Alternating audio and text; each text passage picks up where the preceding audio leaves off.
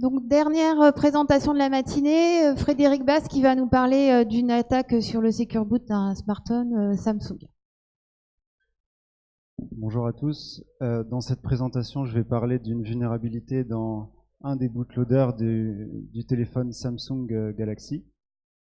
Donc tout d'abord, j'aimerais vous montrer une vidéo que j'ai trouvée sur YouTube qui a en fait inspiré cette recherche. C'est une vidéo d'un produit de forensique mobile qui... D'accord. Produit de forensique mobile qui permet donc d'extraire les données utilisateurs d'un Samsung Galaxy.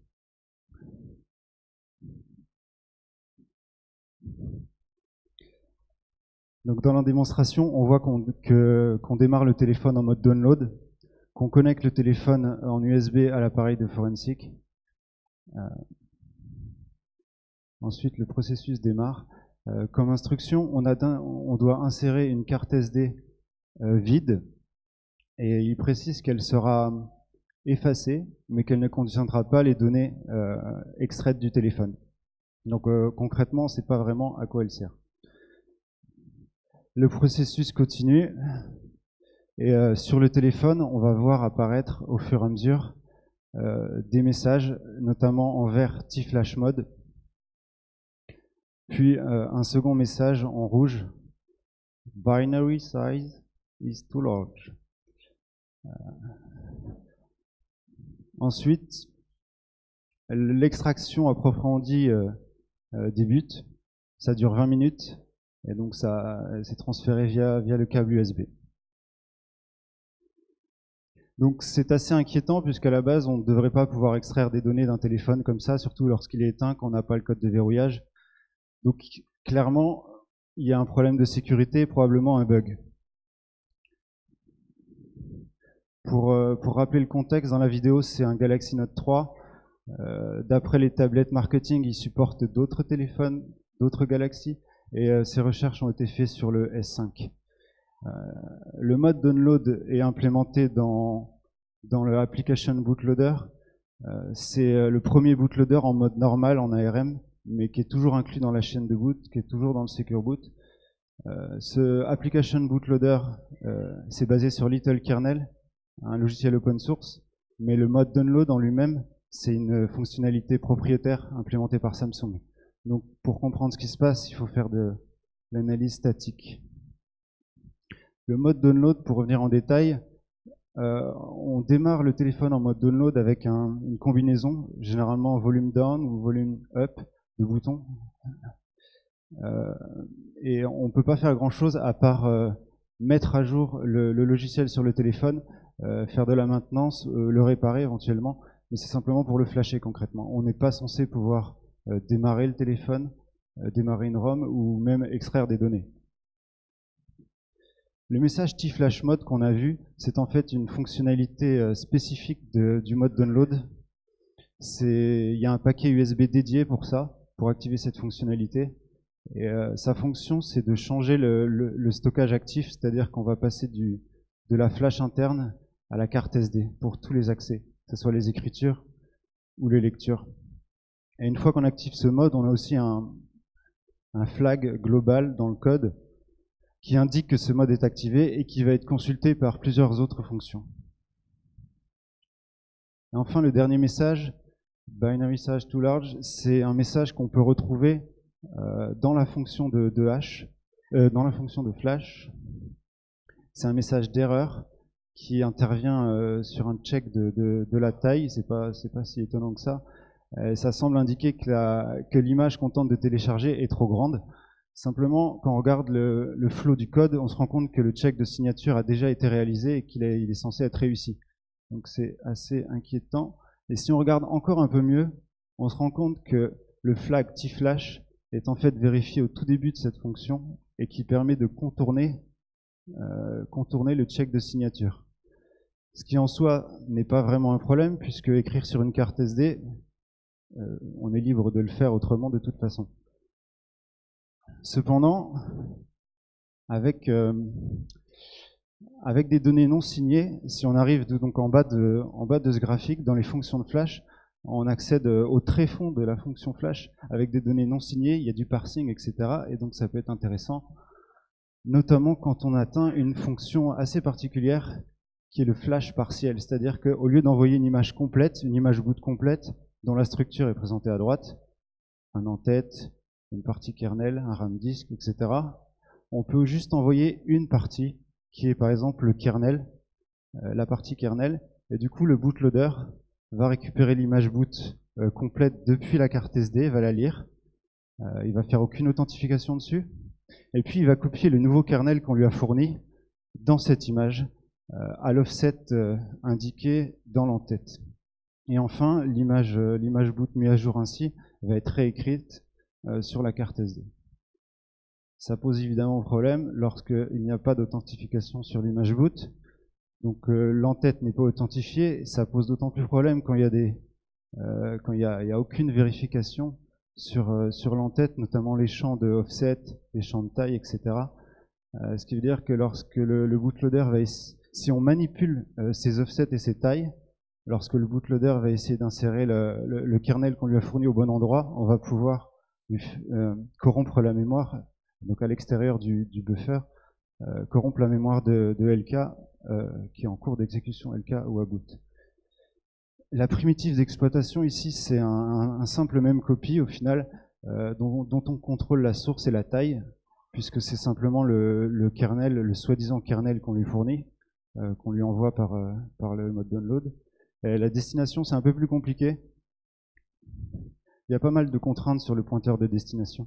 Si on regarde le layout de la mémoire au moment de l'exploitation, on voit la zone à boot, et juste en dessous, il y a l'espèce de buffer de travail où on est censé reconstruire l'image boot. Donc le pointeur de destination peut évidemment écrire dans ce buffer, peut évidemment pointer vers ce buffer. En manipulant l'entête, on arrive à dépasser ce buffer pour aller jusqu'à la fin de la mémoire, mais concrètement, on ne sait pas trop ce qu'il y a jusqu'au bout de cet espace mémoire. On peut overflow ce pointeur de destination pour retourner à 0. Malheureusement, on ne peut pas aller jusqu'à boot du fait de diverses contraintes détaillées dans l'article.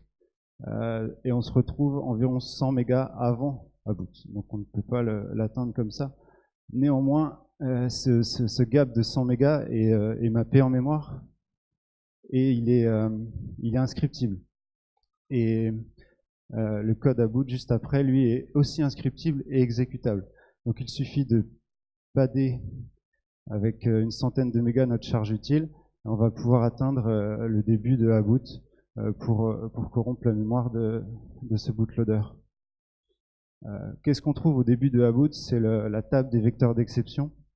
Donc c'est une dizaine d'instructions, une dizaine de sauts, en fait, des sauts vers des fonctions qui gèrent les différentes exceptions.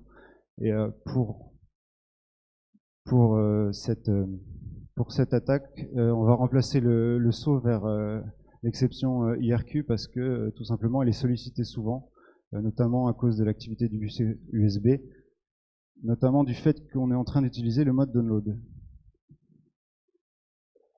La charge utile concrètement, c'est donc quelques instructions. Tout d'abord, on réécrit la table des exceptions qu'on vient de voir à l'identique, sauf l'avant-dernier vecteur qui est donc l'IRQ.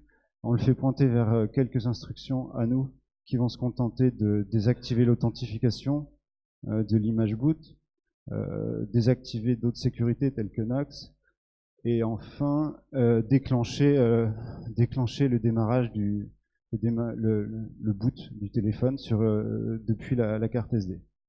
Et on restaure le contexte pour éviter que tout crache. Dans la démonstration, à gauche, donc on passe notre téléphone en mode download, on voit en mode T-Flash, on voit le message vert. Les messages qui apparaissent en blanc, c'est tout simplement la sortie console qui a été redirigée sur l'écran pour débugger plus facilement. Et on boot donc une image non signée depuis la carte SD. C'est une image recovery qui s'appelle TinWin Recovery Project.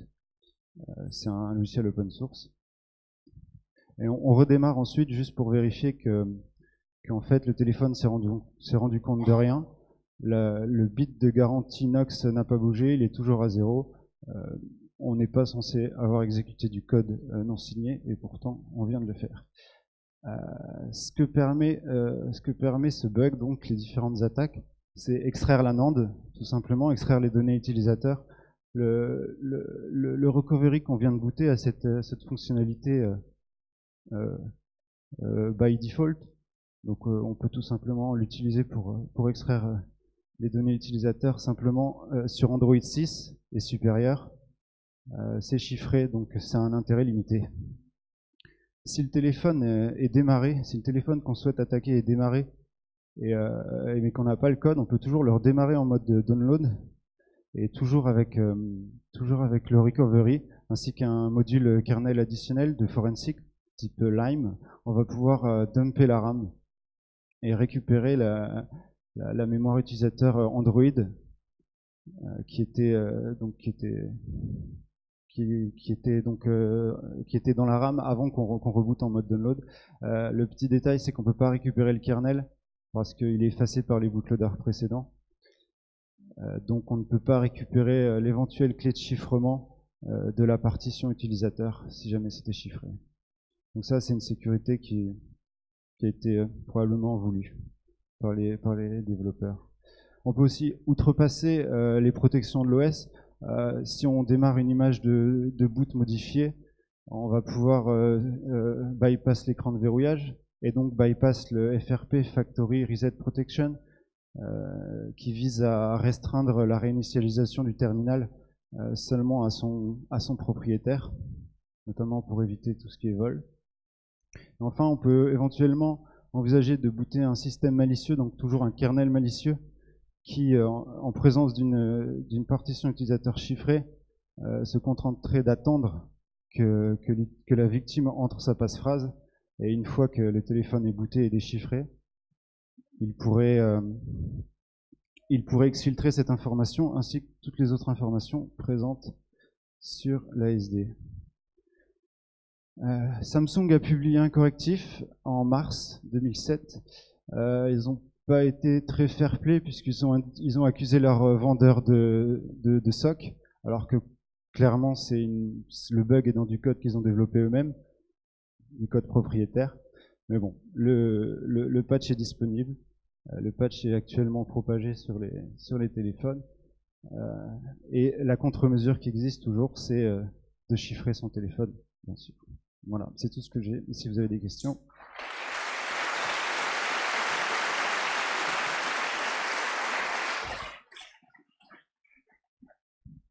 Merci. Est-ce qu'il y a des questions?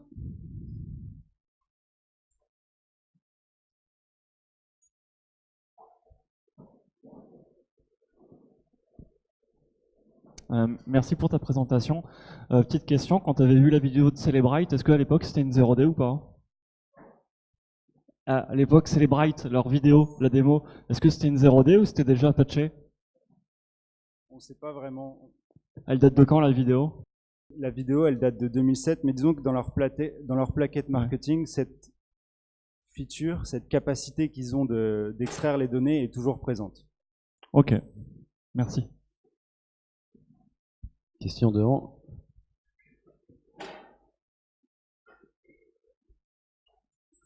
Merci pour ta présentation. Maintenant que Samsung va sortir son nouvel OS, est-ce qu'il y a des possibilités que ces erreurs soient reproduites encore et encore? Le nouvel OS Samsung? Je n'ai pas entendu parler de cet OS. Tizen.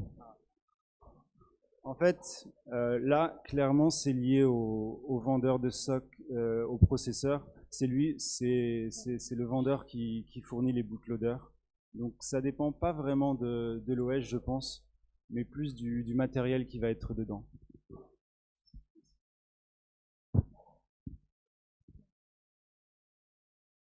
Dernière question?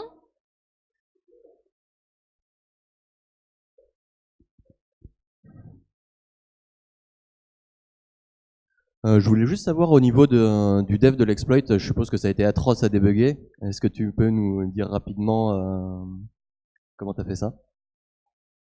Ouais, c'était effectivement, on n'a pas de sortie. On n'a pas de console, on n'a rien. J'ai beaucoup utilisé Unicorn, l'émulateur, parce qu'en fait les bootloaders, il n'y a pas d'Apple System, il n'y a pas grand-chose. On peut carrément émuler la partie de code vulnérable et tester son exploit tranquillement en local, vérifier que les accès mémoire sont corrects, que tout est correct. Et aussi des petits tricks comme afficher la sortie directement sur l'écran. Ça aide à comprendre ce qui se passe. Ok, merci. Merci.